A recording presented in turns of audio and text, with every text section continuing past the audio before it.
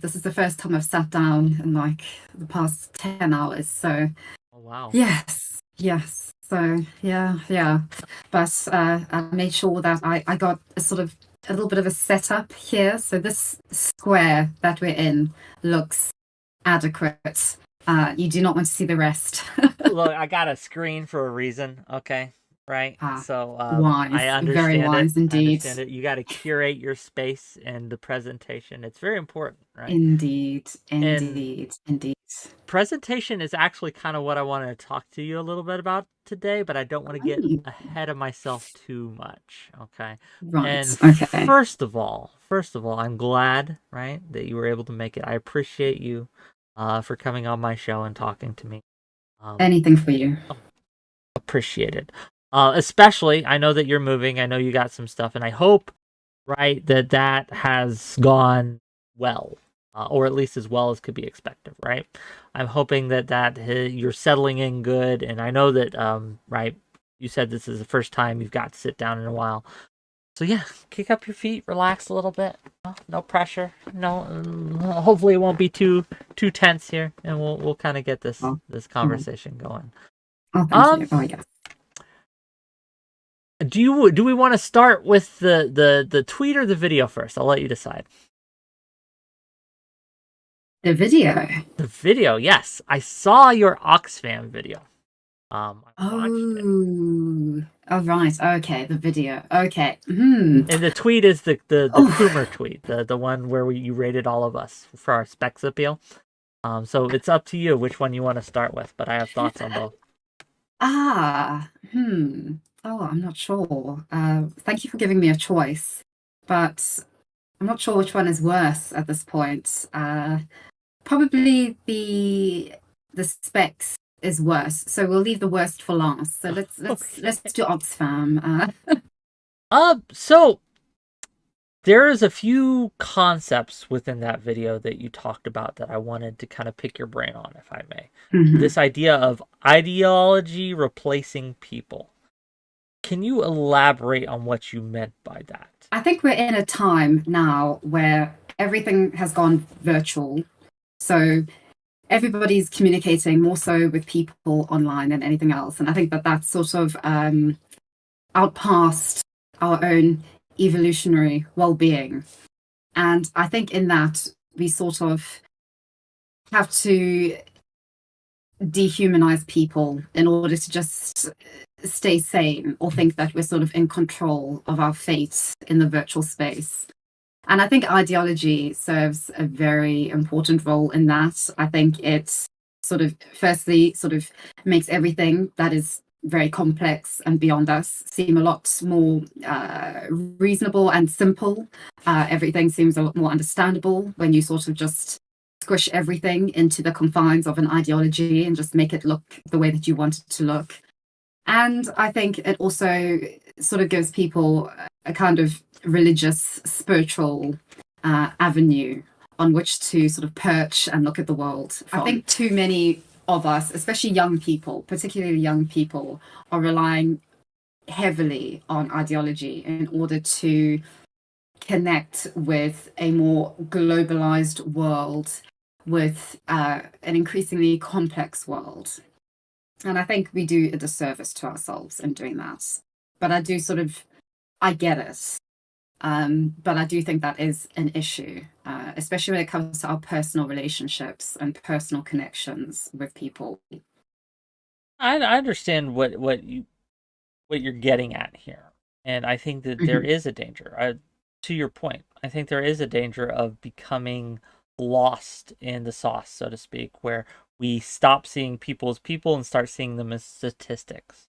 However, hey, Mhm. regardless of whether we like it or not, in order to make decisions that affect millions of people, we can't take individuals into account too much. There has to be some sort of general decision making, general Yeah. policy, general kind of things done, because the edge cases, the niche cases, they're edge and niche. We need to deal with the average, the normal, I guess the baseline case, right? The foundationals, Yeah. right? Okay, yeah. I do understand that. I think an important distinction that I make that I think is very specific to our time now is that young people, I think for the first time, like ever, like this is just my speculation, but young people for the first time, sort of ever in recorded history, are now putting ideology before family and before their intimate relationships. I sort of Ever understand in when this is done. Wait, No, no, ever no, in no. I recorded would. history, you think that this didn't happen back in the Middle Ages and back in where they would literally lead their wives and children to go No, no, I'm fight talking. holy So I'm sorry. I'm wars? talking Or in the modern oh, context of okay, things. I'm talking like modern, like sort of in modern recorded history, like sure. in terms of data recorded now about modern politics and current affairs. Um, I mean, a lot of surveys that I've read show that young people now, for instance, in the UK and the US, are, well, especially progressives and more liberal people, specifically white liberals and white progressives, are far more likely than any other demographic to completely sever ties with friends and family because of a difference in opinion about some sort of very topical cultural, political, and social issue. So I think that's very unique. It's something that UK political parties are really grappling with in terms of understanding how to attract young voters, because the standard things of just make them homeowners and just wait for them to be like blue pilled, say from the conservative side of things, is not sufficient enough to attract voters and to attract a young demographic.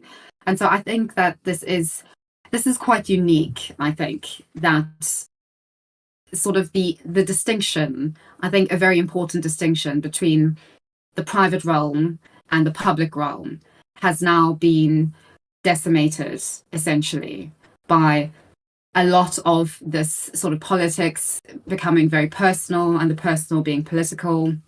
How And much, yeah, how much of this yeah. do you think is a result of us as individuals making our lives more public? And this is something I've thought about as a content creator. That's fairly Mhm. small, right? But as I grow, um, people want to know me more. I become the content, right? I become the product that I'm selling to people. Okay.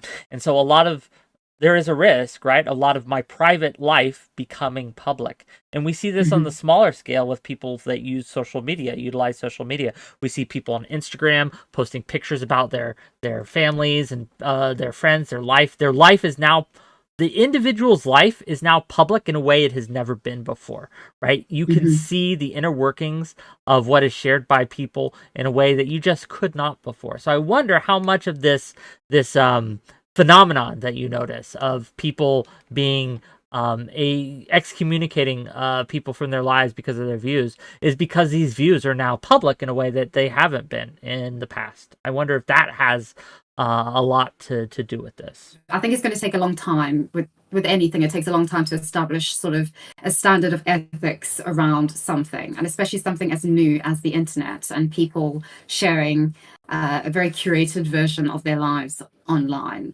I think it's very difficult to navigate that. And so, yeah, I do. I agree with that. I do think that everything being a lot more public has definitely, I think, really incentivized this idea of using politics and using ideology to make sense of all these complex, various lives, various spheres, various subcultures suddenly just on the same platform doing a whole lot of different things. Um, Hmm.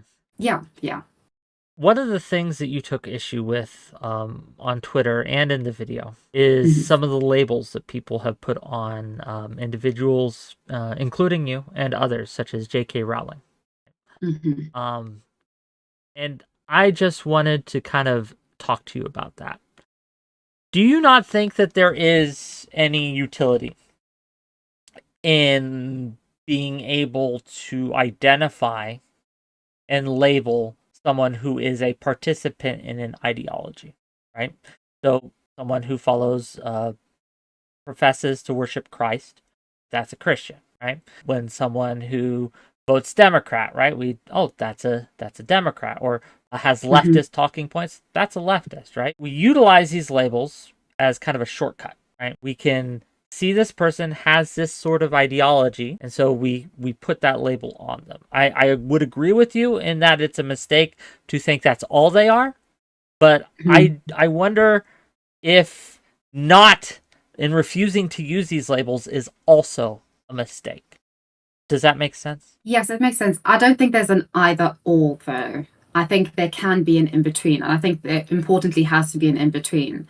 I think, for instance, of the example of Adolf Eichmann. Do you know Adolf Eichmann? He was a Nazi official who was tried in Jerusalem in the 60s, and it was a huge trial, and the political philosopher Hannah Arendt covered it in Jerusalem and then ended up writing a book called Eichmann in Jerusalem. And basically her argument was that Eichmann wasn't a Nazi, he was a bureaucrat.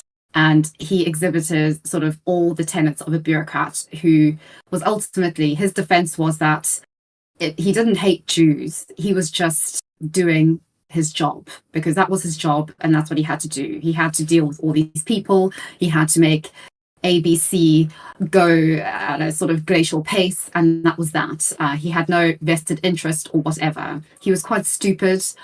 He was very insignificant, rather cowardly, but he was ultimately just a bureaucrat, a very boring, banal individual.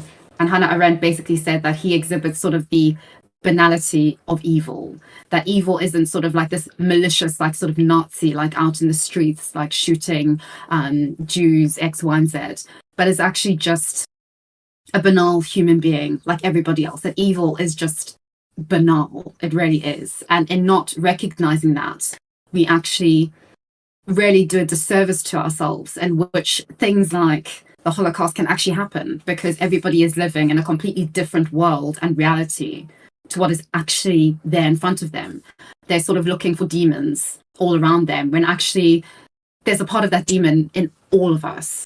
And that's not to completely dismiss or to at all dismiss that he was a Nazi, but it's to add that all essential nuance to it, looking at this individual as the complex, banal individual that he was, looking at TERFs as the banal, everyday human beings and complex human beings that they are, and realizing that actually it's really not that simple to just say you're a TERF point blank, as I was told this week. So I think that's what's missing from all of this. Certainly, yes. The banality of evil is a thing, right? This idea that, like, there's a saying, right? Evil wins when good men do nothing.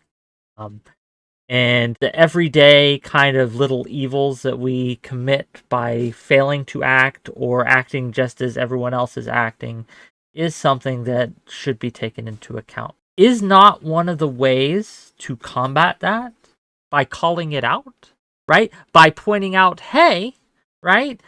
I know that you're just an individual person who is doing these individual things for probably reasons you think are virtuous and normal, but what you are actually doing is causing a lot of harm, and you're actually upholding, right, whether you mean to or not, this ideology. So in the case of the Nazi, right, if more people, right, had been willing to point out during that time, like, hey, what we're doing is monstrous, and calling the people doing it monsters, that might have had an effect on. Now, obviously, World War II, the whole state is this monstrous organization. There's not much individually you can do. I do wonder if enough had been willing to call it out for what it was on what happened. I don't know. Like, that's one of those things where we can't know what it would be like if we did it.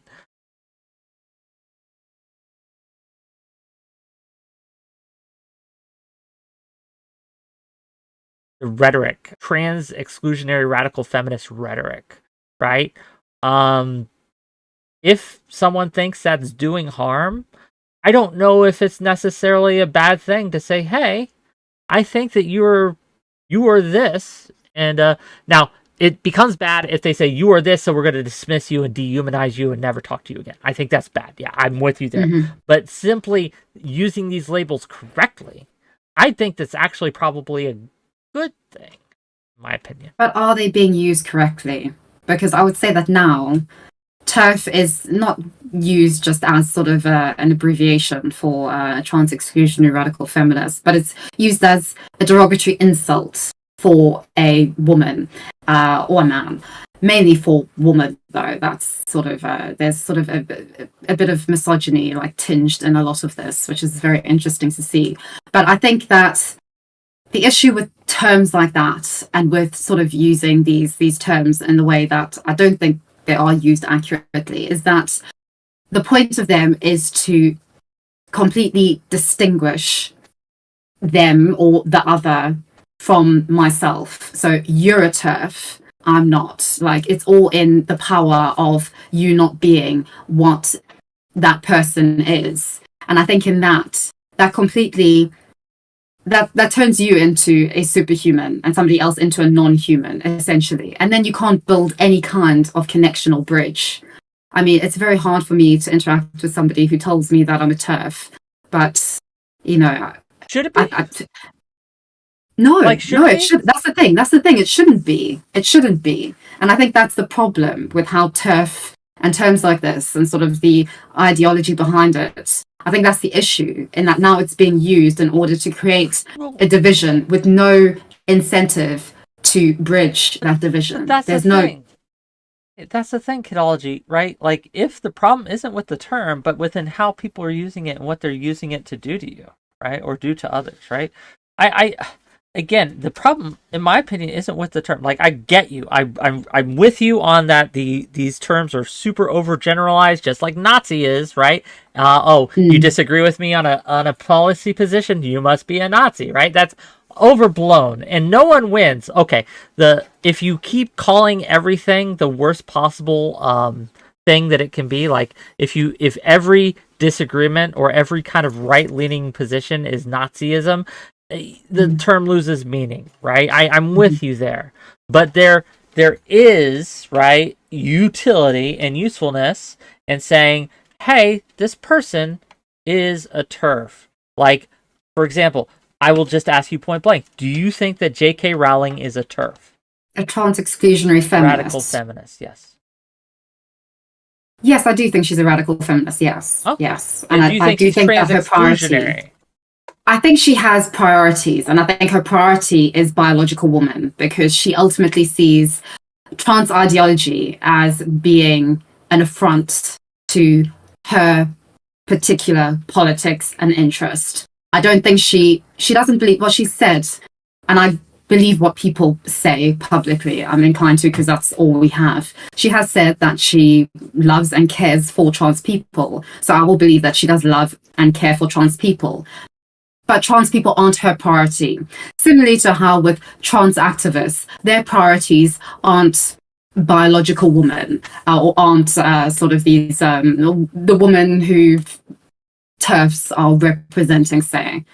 So, yeah, I think she's a radical feminist. Okay. Yeah. I just disagree. I think that, like, actions speak louder than words, right? When you say that we all can only go on what people say, I don't think that's true. Especially when you have a public figure such as J.K. Rowling, who has put her money where where she values, right, and advocated for and against things, right. And I think that, like, to again say that she's not trans exclusionary. Now, you can argue, right? You could argue that trans people should be excluded from some spaces, right? So maybe a women's shelter or something. You could argue that. I don't think so, but that's a discussion we can have. But to pretend that's what she argues. Yeah, but to pretend that that's not priorities. Yeah, but to pretend that that's not trans exclusionary is just missing the mark, right? It's just wrong. Okay, well, yes, in that sense, it's exclusionary. But in the sense of her being transphobic, I wouldn't agree. I would say that there's a distinction there. Word. Transphobic's a weird word. It's hard to kind of, okay. Because I think they're conflated, unfortunately, in such a way that sort of being trans exclusionary is deemed as being transphobic and bigoted.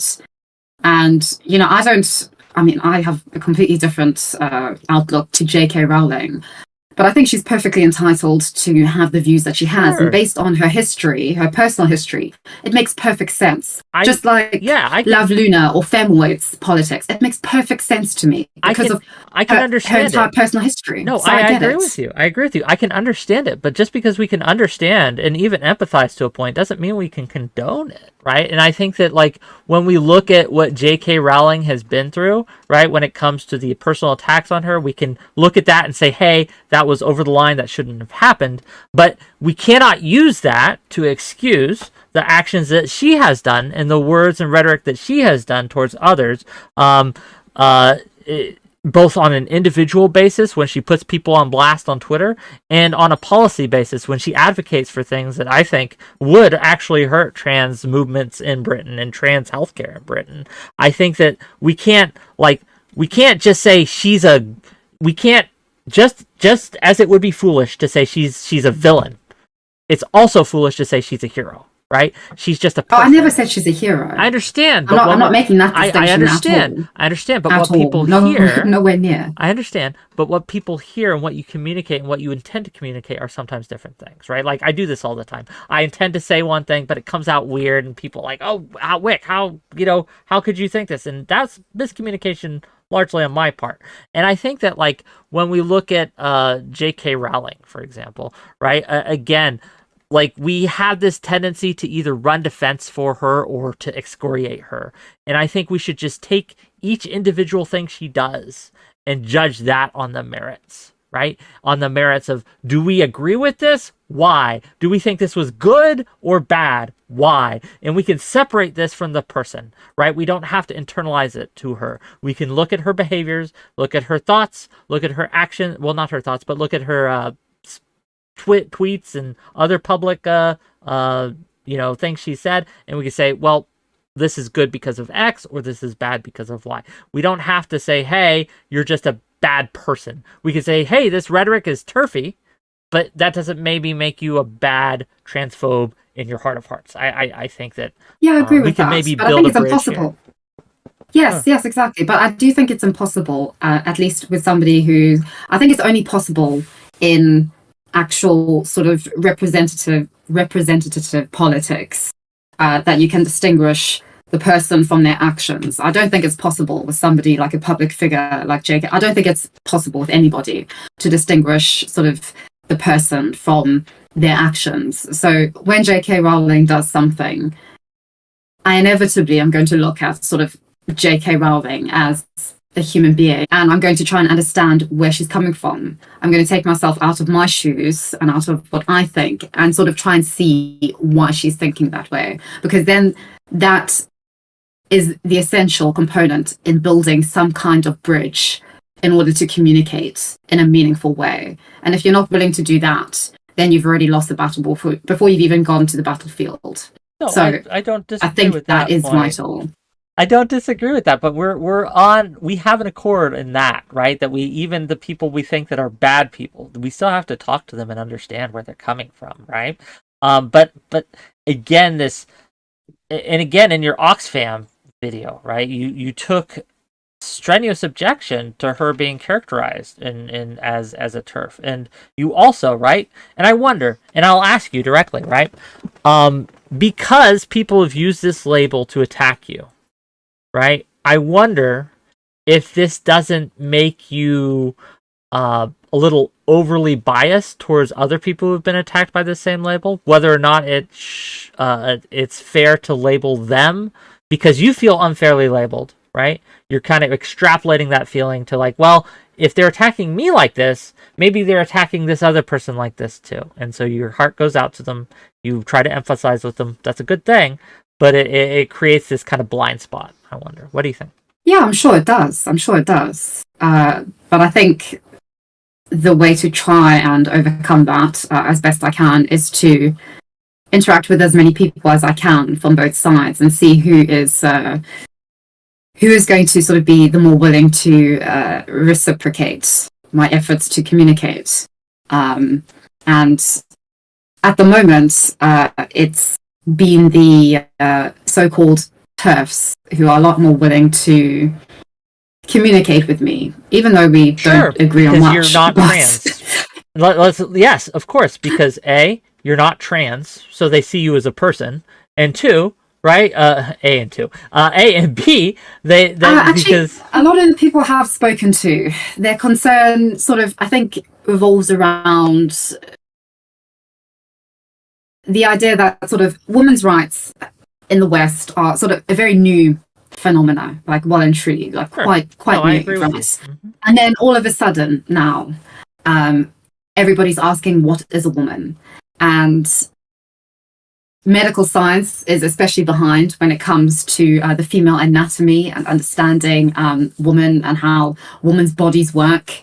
And now there seems to be more attention, seemingly, on sort of trans woman or being a transgender individual than on sort of the female anatomy and concerns with that. And I think there is this sense of sort of, I don't know, it seems quite mournful for a lot of biological women, sort of a mourning of sort of the promises of being a woman. And I would say there's resentment, there's confusion, there's upset, and a lot of anger. And I'm not saying that anger is justified in every single case, but I can understand why it's there. I can understand why there is a lot of fear and a lot of anger and a lot of upset. And it doesn't help to ignore that and to call those women bigots and hateful Nazis. That doesn't help at all. I get you. I'm with you. But the problem is, right? And because I have people who've talked to me about this, right? And I tend to agree with them, right, on this. And Kidology, you know, I love you. You're great. You're awesome. But I think that you tend to, right? And I mean this in all kindness, that you tend to understand this, the turf point of view, whereas it doesn't seem you understand the trans point of view, right? Because all that fear, all that mourning, all that kind of all these negative kind of people coming after them, this is something that a lot of trans people have expressed to me is their life. They feel under attack. They just want to they don't want all this attention. And to be clear, the reason that we're talking about trans stuff isn't because of trans people. It's because the right wing in America, right? I can't speak for British politics, but in America, it's because the right wing has made them the boogeyman. They have, much like they did Muslims after 9/11, right? They have tag, you're it, right wing. We're right wing. We need an enemy to fight against. Women doesn't work anymore. So now we have to go to trans people, and they have been targeted. That is why, right? A lot of the discussion nowadays from Matt Walsh and these things are targeting these people. Now, again, I won't say that trans Twitter has done some terrible things, right? That they're dumb. Can I just interject? Oh, please. Because I agree with you. I completely agree with you on that. I agree with you on that there is this like sort of trans people are sort of the boogeyman to the online and alt-right. I completely agree with that.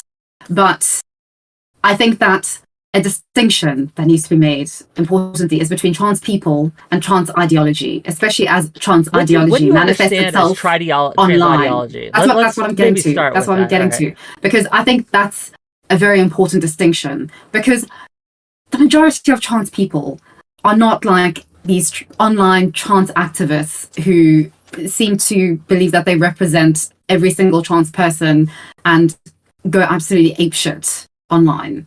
It's completely different. And unfortunately, the online alt-right takes a hold of that and uses that as sort of this example of what all trans people are, which is absolutely ludicrous and completely wrong and is terrible and is causing a lot of harm to trans people in the world, to the like not so monolithic trans people who are just trying to live their lives, their everyday lives. And it is terrible. And that is absolutely awful and cannot be condoned in any way. But once again though, like when you talk about this trans ideology, right? Again, in your Oxfam video, you mady ideology is replacing these individuals, and I understand that like on a personal level, individual level, trans people, you no problem with them. I understand. But you seem to have a problem with what you consider to be trans ideology. And I'm trying to understand what you think trans ideology is, just so we can talk about it. I think it's quite well represented by Eli Elric online on Twitter. This idea that Eli, she put out a tweet a few days ago, basically saying that trans women are biological women.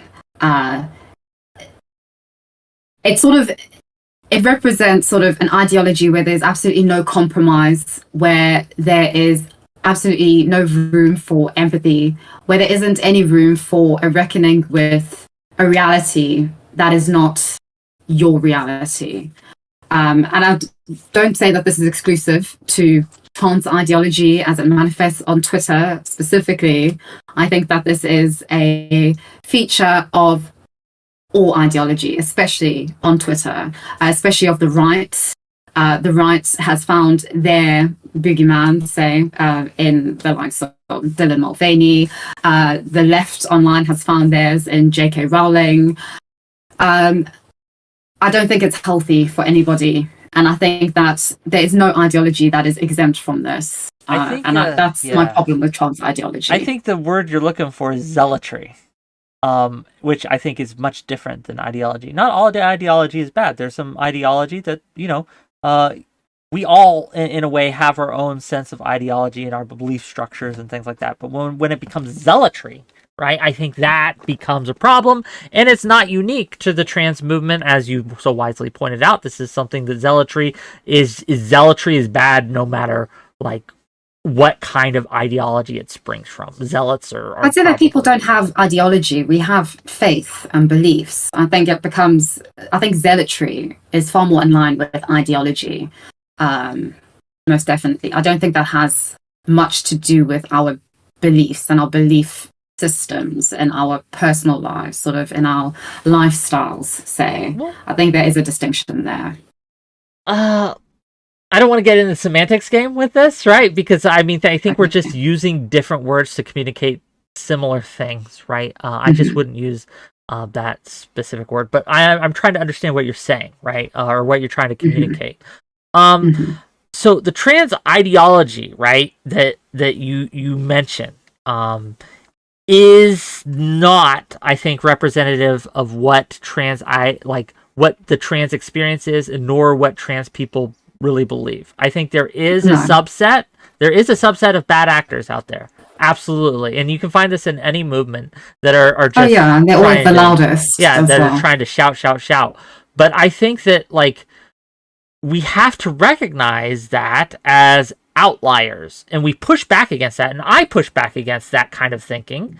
But that does not excuse what is, I consider, bad actors on the other side using those examples in order to push real harmful legislation onto onto trans individuals that will affect trans individual lives, access to healthcare, right? Access to the hormone treatments that they need, right? Access to all these other things that they have, these talking points are being used and weaponized against the trans movement in a way. And exactly. I think that, the trans movement has made some missteps. I will agree with you. I think they've made some missteps, and I think that there's too much purity testing on the left, 100%. But again, what I started this criticism off with is that I think that you give much more credence to the TERF ideology, and you tend to dismiss the problems coming from the other side. And I don't know if it's true. It's just how it comes off. Does that make sense? I don't, we despite, our budding friendship, we talk rarely because you never answer DMs. So I've only seen your public statements on this. I've only got what we've talked about online with this, which is very little. So I could very well be mistaken. But if I am mistaken, I want to give this an opportunity to you to kind of correct the record, to kind of correct my misgivings and other people's misgivings about this and say, maybe put to rest, put to bed these horrific allegations and all that. Yeah, I mean, I think on Twitter, the problem with Twitter is that I think what's happened is that because I tweet a lot about the other side, and I don't say anything about the other side. Yeah, it's that's true. deemed as me, therefore. So, yeah, that's deemed as me, therefore being in support of that side. Just because I don't say anything about them in a tweet, because I'm not sort of trying to do a 50-50 thing. It doesn't mean that I, therefore, am in allegiance with the other side. I've made it perfectly clear that I'm not in the political X versus Y, the binary, the distinction between that. It does not interest me at all, and I'm not involved in any of that. It doesn't mean that I am on the side of the enemy, say, just because I don't speak of them. I mean, there's enough on Twitter of like people like calling them out and everything, and I like those tweets and everything, but because this is something that I'm confronted with a lot more by people, I'm going to respond to it. So does that make sense? It does make sense. But Fondue and my communities pay $20 to say this. Every word with negative connotation will always be used to dismiss. The correct way to use them is at the end of speaking to a person. Bad actors use this to paint targets on people's backs ahead of conversations to silence. I agree with that. I do hear what you're saying. I face similar accusations, right? Because people see me calling out the left, right? When I think the left is doing something wrong or doing something incorrect, I will tweet about it and say, hey, I don't think that's correct, blah, blah, blah, blah, blah, and I'll go at it, right? And so people use that against me to say, well, why don't you call out the right? I do call out the right. I just see less of them because I follow less of them on Twitter. That's really it at the end of the day. But I think that the difference is in principle. And what I mean by that is this. So I have certain principles, such as I value free speech, the ability to freedom of expression and individual rights to expression. That is a huge thing for me. So when the right violates it, like DeSantis does in Florida all the time, I call that shit out. And when the left tries to violate it with J2 all the time, I call that shit out as well. When you are only calling out one side for violating a principle, but people don't see you call out the other side for violating that same principle, it sends a message that I don't think you're intending to send, right? So your principle here is you want to protect. Well, I'll just ask you, what's your principle in regards to the women and in general? Does that question make sense? Like, so women's rights seem very important to you. Is that correct? Yeah. Yes. Okay. Yeah. I mean, I get it. Yes. Yeah, and when you think that they're under attack from the trans ideology, as you say, you'll call it out, correct? I mean, I don't think that women's rights are under attack from trans people. Okay, I don't think so. I do make a distinction. I do think that female is in a very lucrative position. I distinguish between female and between woman. I think female, that is sex, that is a binary. Do you think that's that is not something right now? I wouldn't say it's under attack. I think it's in a precarious place. And I think that's making a lot of people very frightened. I wouldn't say like sort of like attack, all guns blazing, but I think it's very precarious in that people aren't making that very important distinction between female and between woman. Anybody can be a woman, quite frankly. Trans woman or woman, what have you. One becomes a woman. I very much subscribe to that Simone de Beauvoirian idea and notion that to be a woman is you become a woman.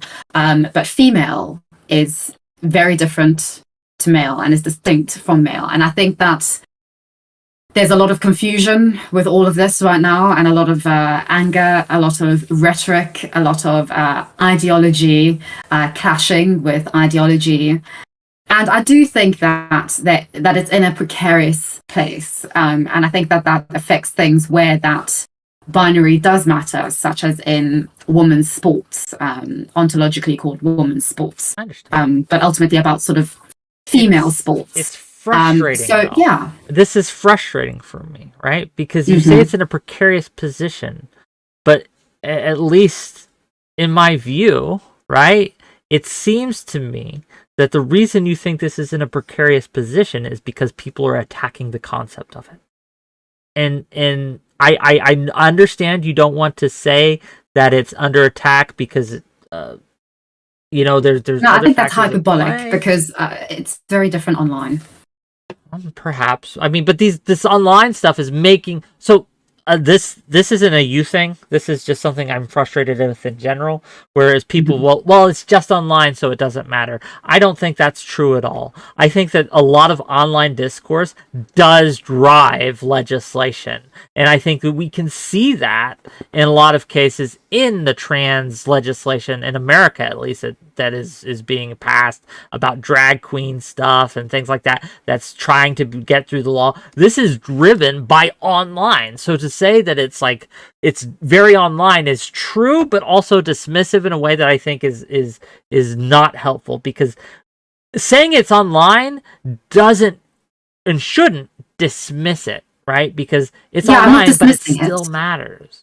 Yes, I'm not dismissing it. I'm just saying that it is online, and I agree with you. I think that one issue that I have, I don't think any elected politician should have Twitter at all, not an official account, not a personal one at all, because that has really destroyed legislation and destroyed the perception that the political class has of what people actually care about.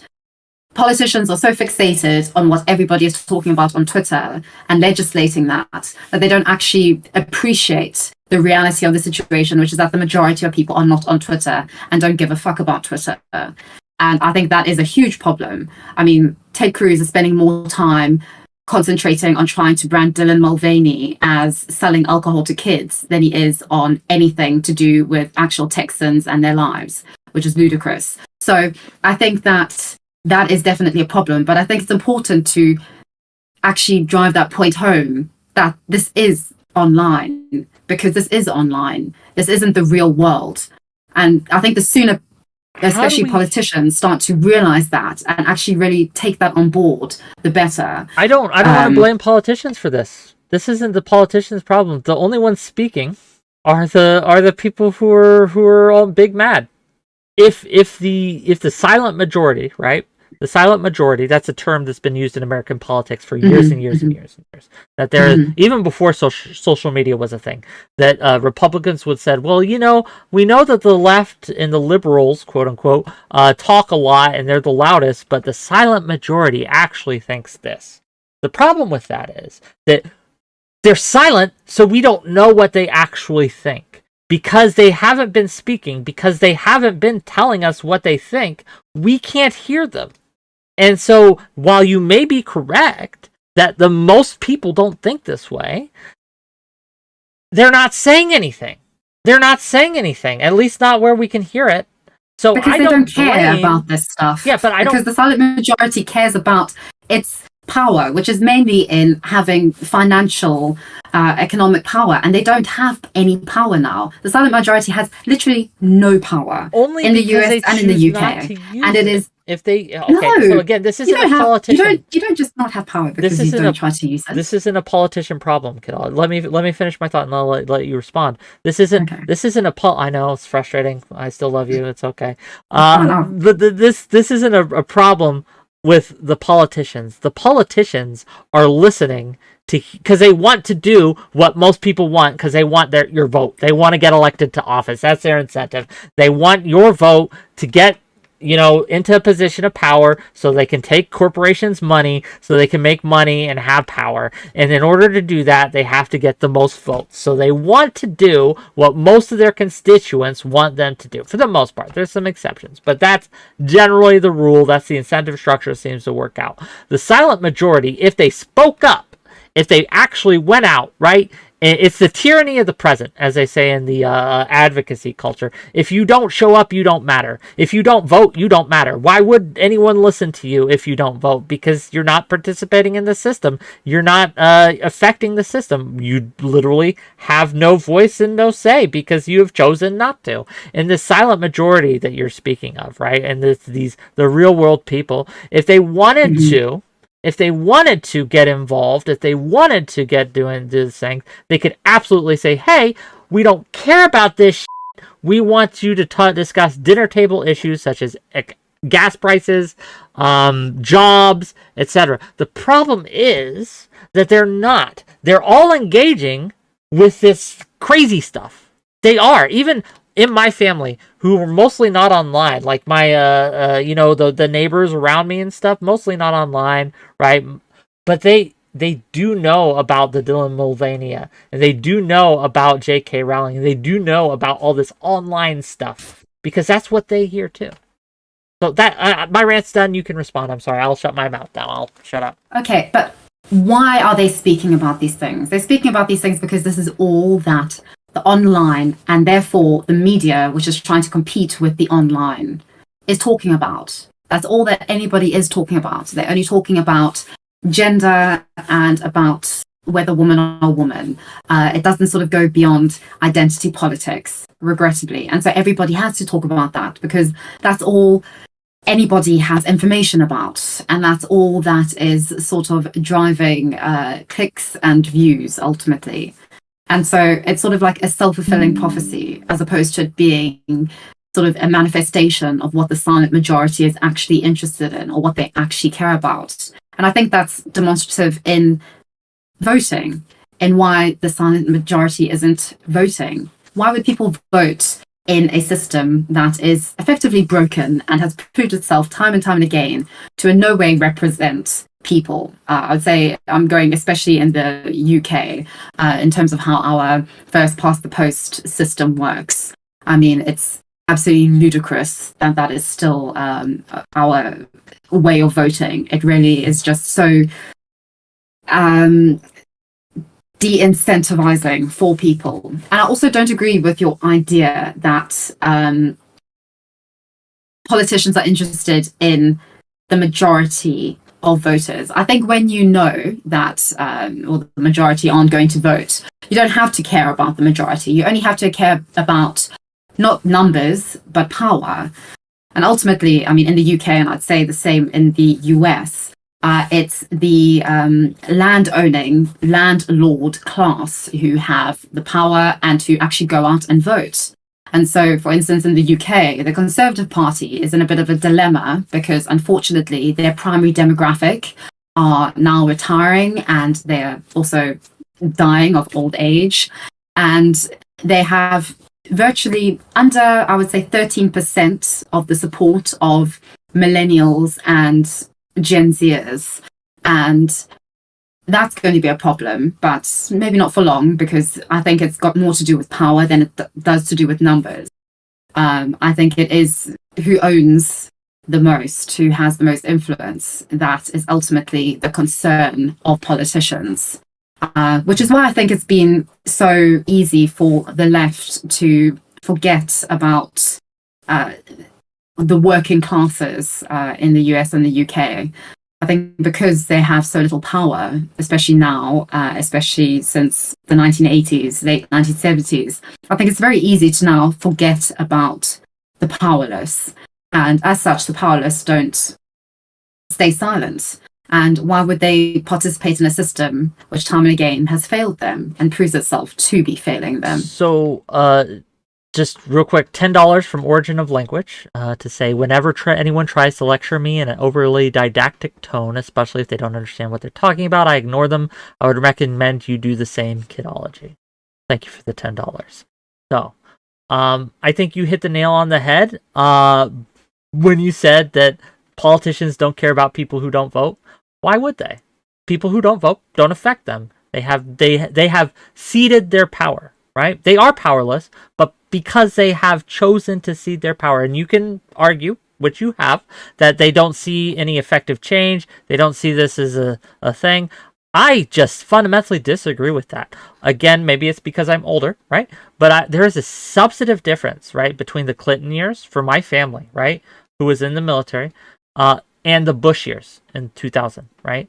There was a substantive difference that we could feel. It was palpable. We felt the difference, right, as a family.